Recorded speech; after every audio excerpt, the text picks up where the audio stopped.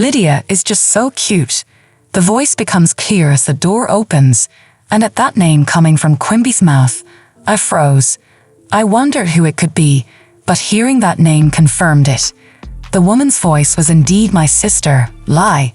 Quimby foolishly kept calling Lydia's name over and over. Shivering, I snapped to my senses. I realized I had to capture the scene on video, so I firmly recorded the evidence on my smartphone and quietly left the spot. After a while, the two of them came out of the bedroom. Seeing me, they turned pale, and I said, "That's right. I sent the video of you two to Gabriel. Anyway, let's discuss what to do next among the four of us." Soon, at those words, Lydia's face turned even paler. "What? What do you mean?" she stammered. "Just what it sounds like. I've got the video as evidence," I replied. "What have you done?" she demanded. As I held up my smartphone, my sister became utterly frantic, and then she lunged at me. "My name is Linny, a 45-year-old housewife. I have twin boys who are in the 6th grade of elementary school. The kids are twins.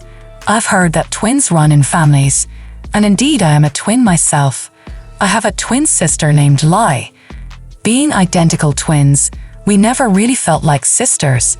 Rather, we were more like rivals. Even if we weren't twins, it might have been the same, but I grew up always being compared to Lai. Before long, I harbored a strong complex towards Lai, and she, in turn, placed utmost importance on surpassing me. Lai was always the cute and affable child. On the other hand, I was always the shy and reserved one. Because I was also a bit of an introvert, everyone's attention naturally gravitated towards Lai whenever we met someone new. Even though we were rivals, I deeply adored Lai. Her ever-smiling face and popularity were something I aspired to, but it seems Lai didn't feel the same way.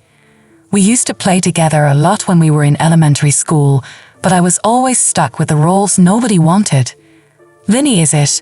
When nobody wanted to be it in a game of tag, I was always the one forced into the role. Even when one of our friends suggested deciding by rock, paper, scissors, Lai would pressure me, saying, "You do it, right, Linny?" Not wanting to be disliked by Lai or left out, I had no choice but to agree. Lai's manipulative behavior wasn't just limited to playtime. In 6th grade, we were deciding roles for a school play. We were going to perform Snow White, and I, not being much of an actress, hoped to be the narrator.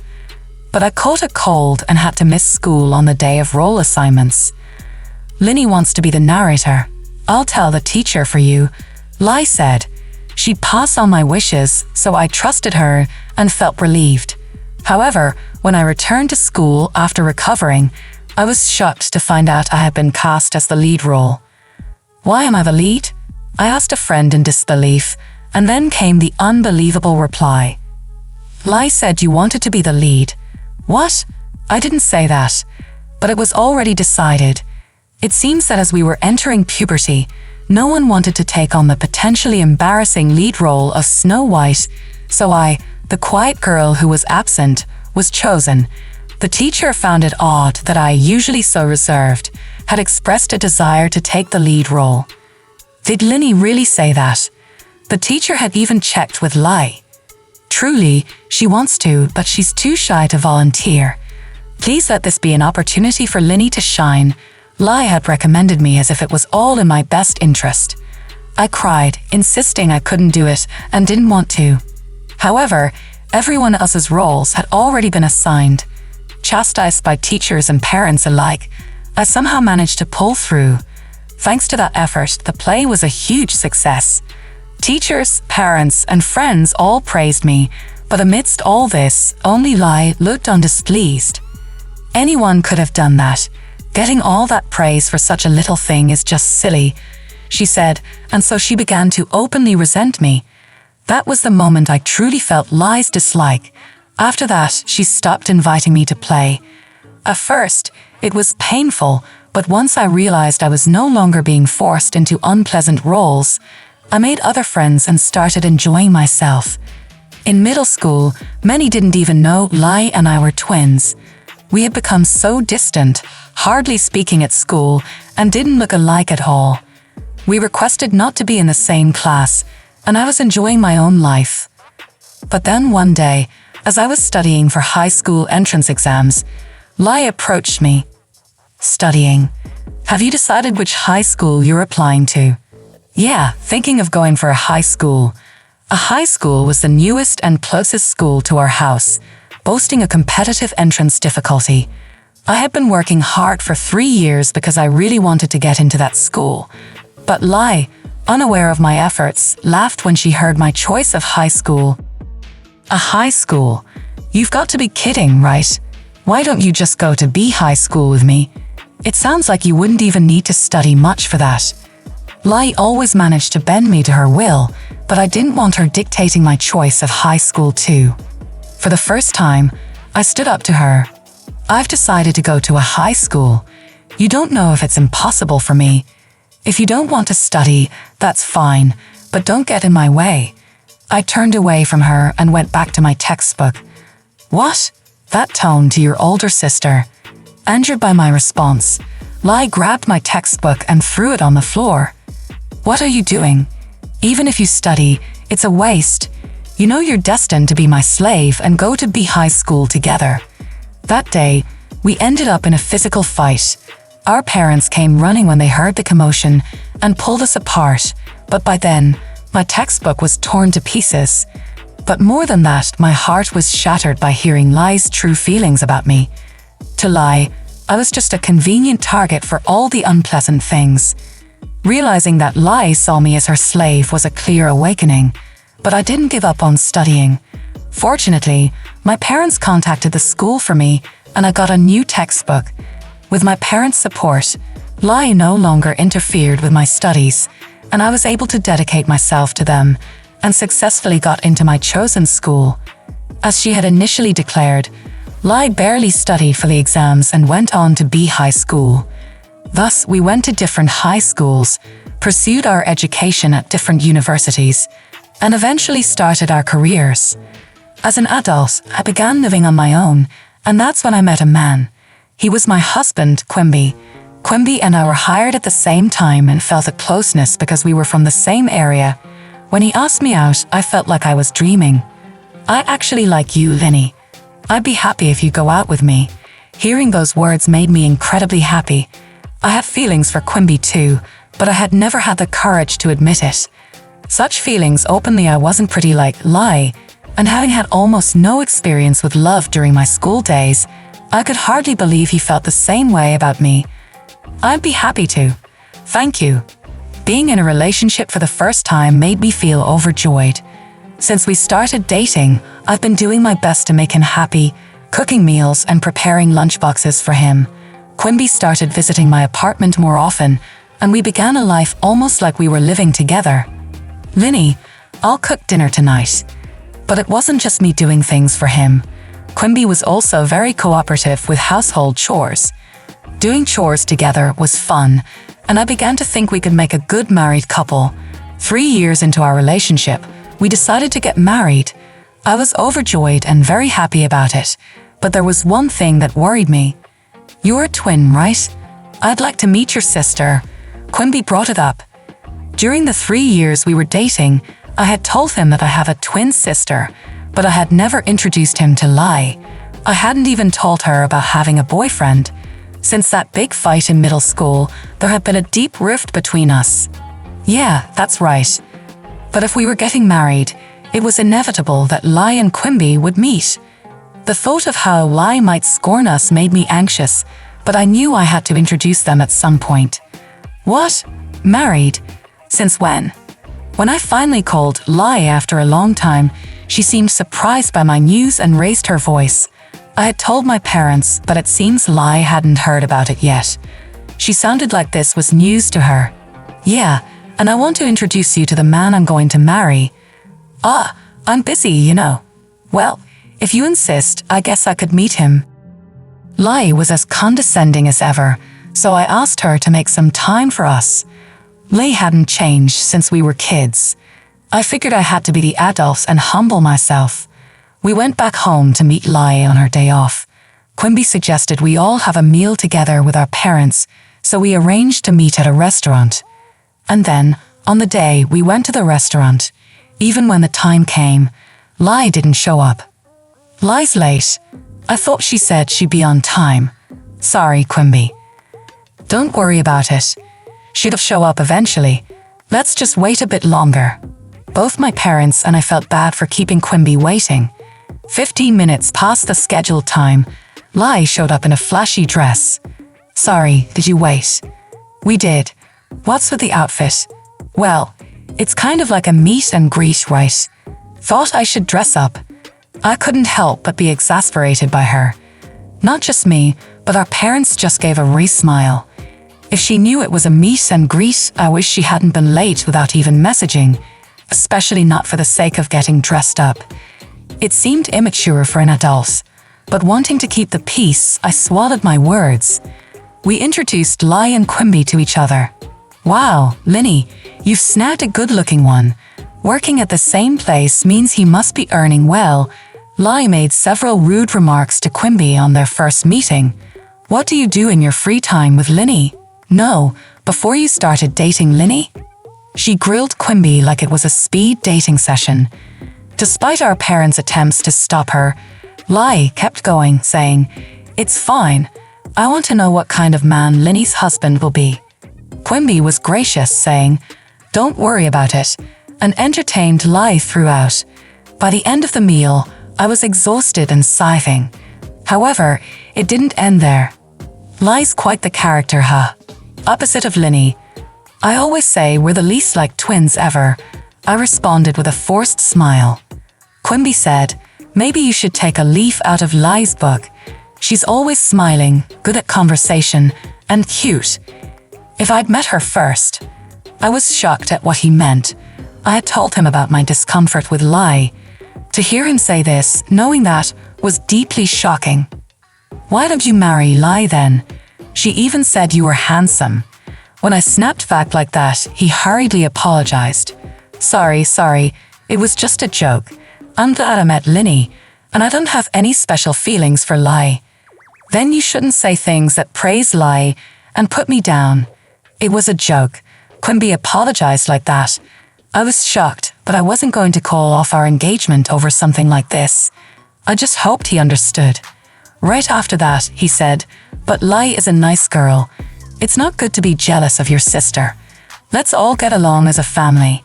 Now we're adults, things are different than they were." I had my reservations, but I knew our parents wanted Lai and me to get along. But I wanted Quimby to be on my side. Why was he trying to bring me and Lai closer? But it's not like we'd be interacting much anyway. Arguing seemed too troublesome, so I just nodded along to Quimby's words. A few days later, I got a message from Lai. "Isn't Quimby too good for you? Should I take him off your hands?" I was chilled by her message. "What are you talking about?" I replied instinctively, and she called immediately. Just what I said. It's unbelievable someone as dull as Linny will get married before me. Lai insulted me over the phone and laughed. He's high-earning and well-educated. Why not hand him over to me? We're twins, we've always shared everything. "Don't say stupid things," I yelled back at Lai. I couldn't stand Quimby being treated like an object, nor the notion that we had always shared everything. That's ridiculous. I was always just someone for Lai to dump the things she didn't want on. That night, I told Quimby about this, warning him to be careful around Lai. But Quimby seemed to take it lightly, laughing off my words. "It's nice to be liked that much. Don't worry, Lai's not serious. It's not funny. You don't know what Lai might do. Do you doubt my feelings?" It's okay because I said it's okay. Despite him being such a wonderful person, I felt like Quimby had changed after meeting Lai. Quimby would affirm everything when it came to Lai, just because she's my sister. Other than that, he was the same wonderful partner as always, but I was dissatisfied with how he changed whenever Lai was involved. Don't worry so much. But as Quimby said, if he himself didn't sway, there was nothing Lai could do. Feeling unsettled by her words was proof I hadn't fully trusted Quimby, so I was admonished. Indeed, he was right. I decided to trust Quimby and ignore Lai's words. Even afterward, Lai sent me spiteful messages, but I never replied. Fortunately, Lai didn't interfere with us, and I prayed we could become wonderful sisters while leading a happy married life. Years went by. After I turned 40, my parents told me that Lai had gotten married. By then, I had blocked her and wasn't in contact, although we occasionally saw each other at our parents' home. Lai would insult me. Being nearly 40 and still unmarried, Lai had become resentful towards me, and it seemed she was avoiding me as well. I thought Lai, being quite picky, wouldn't marry, but I was genuinely glad for her when I heard she had found someone. I realized how terrible I had been when Lai got married only after I got married myself. Moreover, through my parents, Lai apologized to me. After that, we started communicating again. Indeed, Lai had changed, becoming much calmer than before. It was as if she had returned to the Lydia I once loved.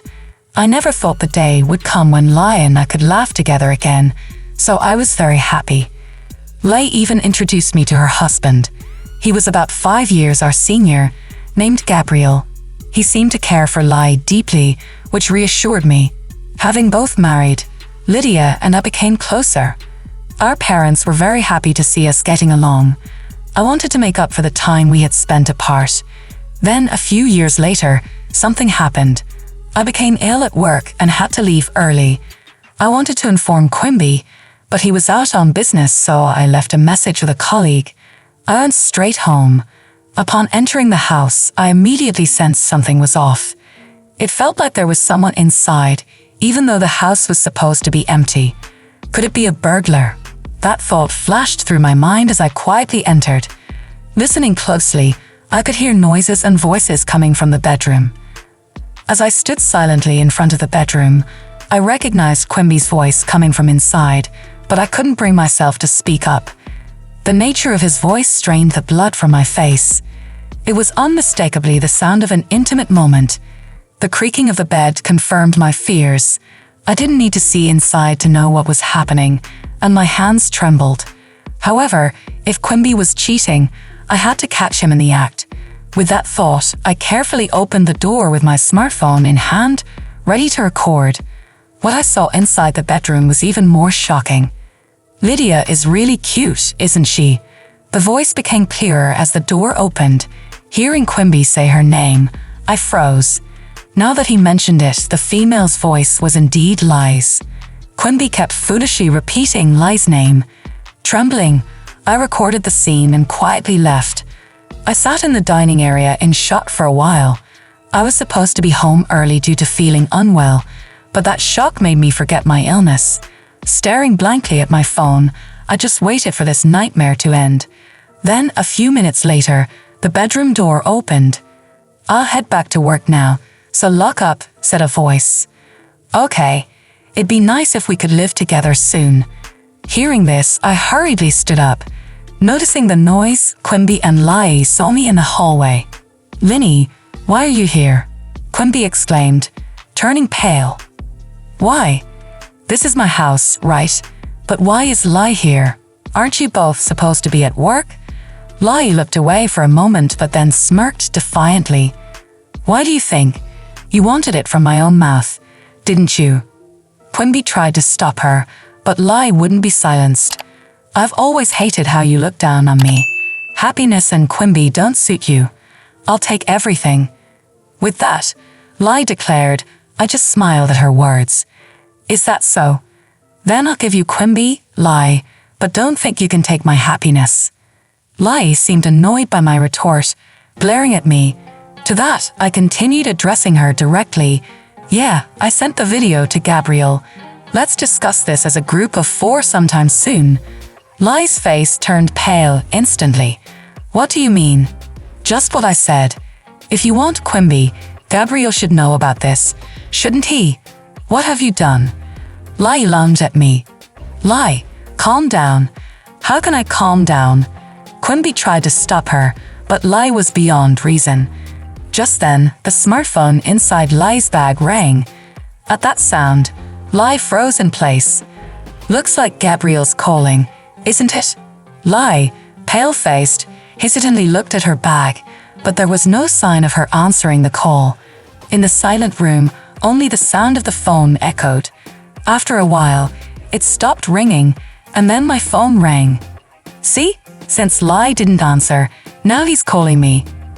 Linny, I'm truly sorry. Please forgive Lie. Can you somehow cover for her with Gabriel? If not, Lie will lose everything. Quimby started making statements as if to protect Lie. Lie, standing next to him, began to sob bitterly as if she were the tragic heroine. What Quimby said made sense, actually. Gabriel is not only Lie's husband but also the president of the company where she works.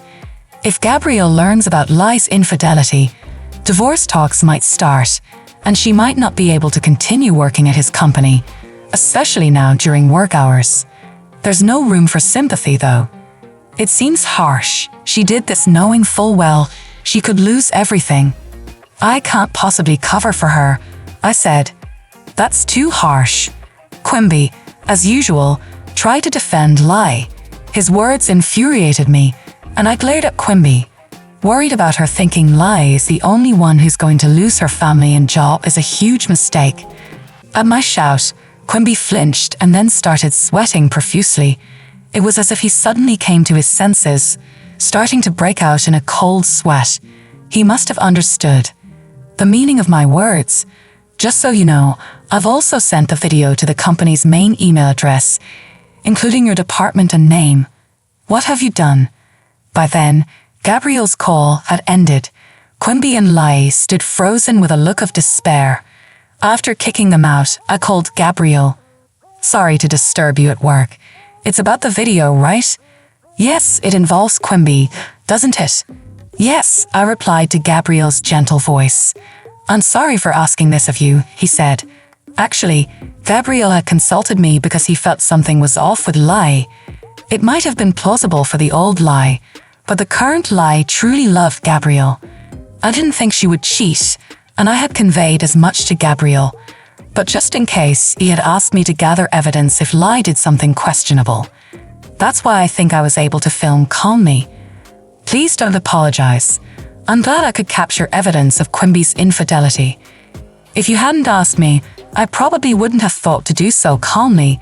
I told Gabriel. It would be a lie to say I wasn't shocked. It's shocking enough to discover an affair, let alone with one's own sister. I had every right to be angry. My sons will be home soon, so let's talk another time, I told Gabriel and hung up. Tears flowed endlessly, but for my sons and for my own future, I knew I had to be strong. That day, I went about my usual routines, and when the kids had settled down for the night, Quimby came home. Were you with Lie? I asked him, and Quimby, clearly in a bad mood, snapped back at me. I got called into HR because of you. The decision on my punishment will come later. What are you going to do about this? The way Quimby turned the blame on me, making me out to be the villain despite his actions, made me almost laugh. Crying over such a man was a waste of time. There's nothing to be done. Do as you please. You understand the situation, right? If we divorce, I'm taking the kids. Still want a divorce. His attempt to use our sons as leverage was pathetic, and I told him so. What are you talking about? You think you'll get custody after likely losing your job? Divorce is a foregone conclusion. Stop being ridiculous. Quimby had nothing to say. Of course, getting caught in adultery during work hours, dismissal seemed inevitable. Was he still so clueless about the gravity of his actions? If that's the case, then he's incredibly foolish. I'll be leaving tomorrow. Wait a minute. Can't we consider starting over? Can't you forgive just one affair? Quimby, now taking a submissive stance, began apologizing to the assertive me. One time, I asked back, according to Gabriel, Lie's behavior had been odd for several months. Given Gabriel's job involves mostly being out for sales, there's a good chance she might have been returning home like this. Just one? Quimby responded weakly to my question, his eyes darting around from the lack of confidence in his answer. It was clear it wasn't just once. It felt ridiculous to pursue it any further, so I dropped the subject. The next day, I told my sons about Quimby's infidelity. They are in 6th grade now, old enough to understand that hurting and betraying others is wrong. I apologized for having such a conversation at this sensitive time in their lives, and they said they wanted to talk it over alone, and went to their room. After just a few minutes, they came out with their bags packed and said, "We're on your side, Mom." I couldn't help but cry. The boys laughed and comforted me as I apologized again. Then we went back to my parents' house. My parents were speechless when they heard about Lai and Quimby's actions.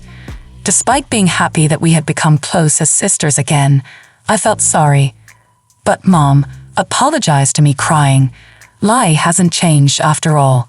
I'm sorry for always making you endure her. Cut ties with both Lady and Quimby.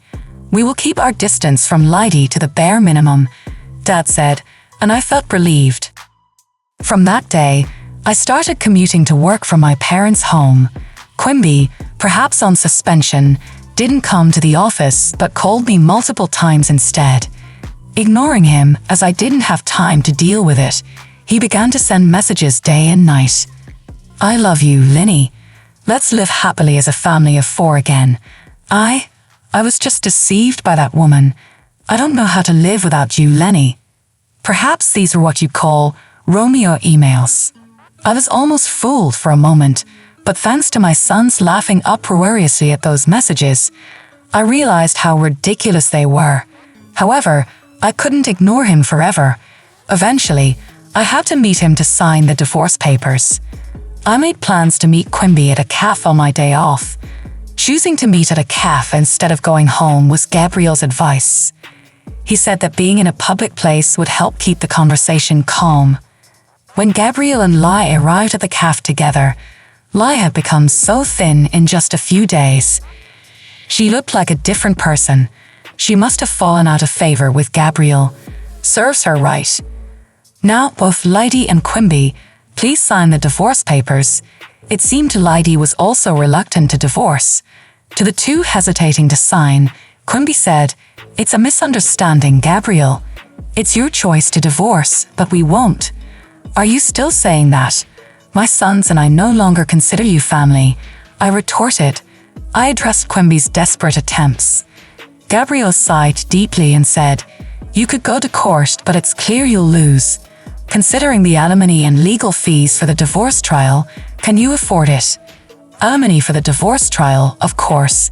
You both betrayed your families. Lie to me and Lenny, Quimby. You'll have to pay us a proper settlement in the divorce trial." Lai started trembling silently. Her silence and weight loss now made sense. "What am I supposed to do? I might be fired. How can I pay?" Quimby began to argue, pale-faced. "You did this to yourself. Besides, you owe child support for both kids, right?" Lai flinched at my words. "You wanted to live together, right? You're welcome to have the house." I laughed loudly. "And don't forget the mortgage payments." Quimby was taken aback, probably having forgotten about the mortgage. Both sat sweating, pale, and silent in front of the divorce papers. Later, Gabriel introduced me to a lawyer, and I managed to claim alimony and legal fees and finalize the divorce. Quimby, who had resisted divorce so much, proposed to Lai. Immediately after our divorce was finalized, I knew he had liked Lai from the start. When did their affair turn serious? Hearing this, I felt nothing but disdain. Meanwhile, Lady, who had genuinely loved Gabriel, was abandoned and eventually lost her job too. Why did she end up with Quimby despite loving Gabriel? So much remaining puzzled, I asked Gabriel about it. He hesitated before revealing, "Actually, she started complaining about you a few months ago. Really complaining about how you, who were useless, got married and even have kids. It's extravagant," he explained. Could it really be because of that? I wondered, but considering Lai's personality, it wasn't impossible. Yet the thought that she went to such lengths just to set me up was horrifying. "It was because I thought you might be in danger that I consulted Lenny, but I never imagined it would lead to this," Gabriel said apologetically. "It's okay, it's over now, and Quimby is to blame for taking that Lai's invitation as well," I responded. That concluded our conversation. Gabriel and I agreed to keep in touch for updates on the divorce compensation and legal consultations. According to him, the two, burdened with a substantial amount of divorce compensation, ended up marrying and living together. Lai was abandoned by her parents and had nowhere else to go. It seems she reluctantly accepted Quimby's proposal because she had no family left. From what the lawyer told me, Lai couldn't accept that she ended up divorcing Gabriel and marrying Quimby, whom she didn't love, because of me. The lawyer mentioned getting hurled with abusive language every time he called her. While I felt sorry for the lawyer, he continued to support me firmly, perhaps because of Gabriel's presence, and I couldn't be more grateful. For a while, we'll still have to make calls to demand the divorce compensation, and it seems I'll continue to rely on their support. 5 years passed. The divorce compensation and child support were being paid on time, and my emotional wounds had largely healed. One day, after a long period of calm, the lawyer contacted me. Lai says she has something to talk to you about, he said. I refused. Knowing her, it would likely end up with her using me as a verbal punching bag for stress relief. I decided never to trust or forgive Lai again, and asked the lawyer to convey my refusal. However, Lai insisted it was urgent, and Quimby also requested a meeting on her behalf. Given their persistence, I reluctantly agreed. However, lacking the courage to meet them alone, I contacted Gabriel, feeling somewhat guilty for doing so after such a long time. He gladly agreed to accompany me, and so I met with them. After a long while, Quimby and Lai were sitting at the cafe with a solemn demeanor. When Lai saw my face, she looked slightly relieved. "What's this about? Why did you call me here?" I asked. Lee said, "Actually, I've developed renal failure and need to undergo dialysis."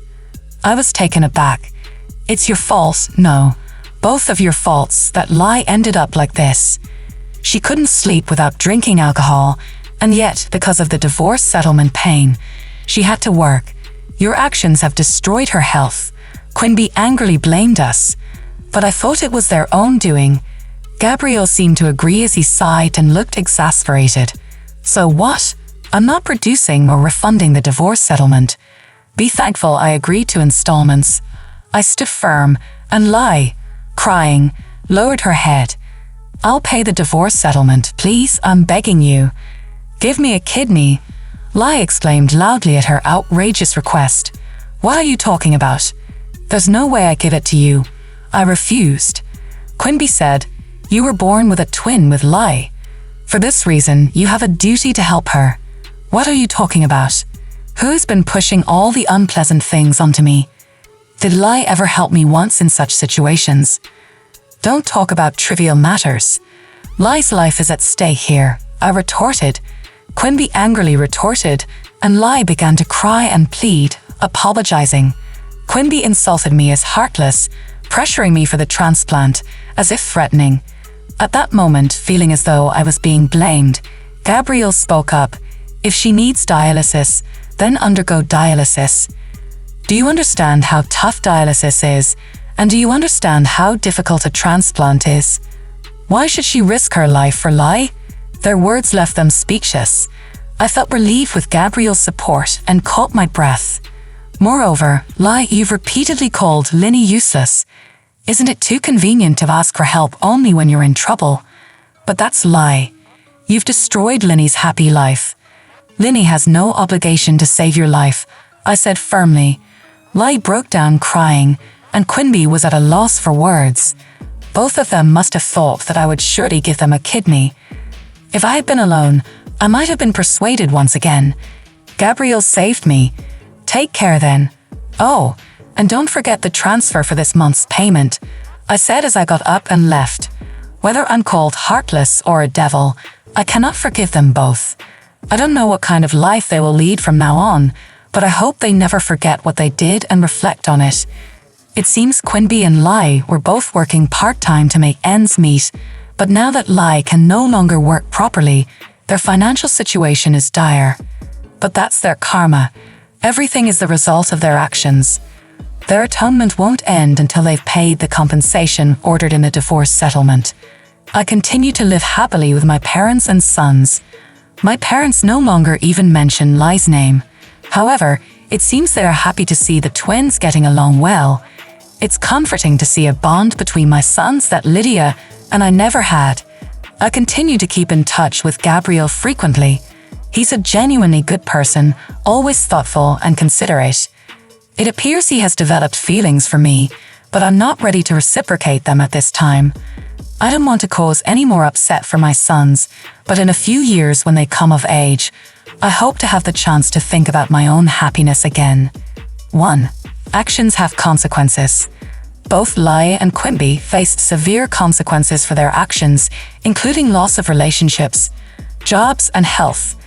It serves as a reminder that unethical behavior can lead to significant repercussions. 2. Trust and forgiveness. Linny's initial attempts to forgive and trust Lai after their reconciliation were shattered when Lai's deceitful actions came to light. The story underscores the importance of being cautious about whom to trust and the difficulty of forgiving those who repeatedly betray trust. 3. Standing up for oneself. Linny's decision to stand up for herself, even in the face of manipulation and pressure from Lai and Quimby, highlights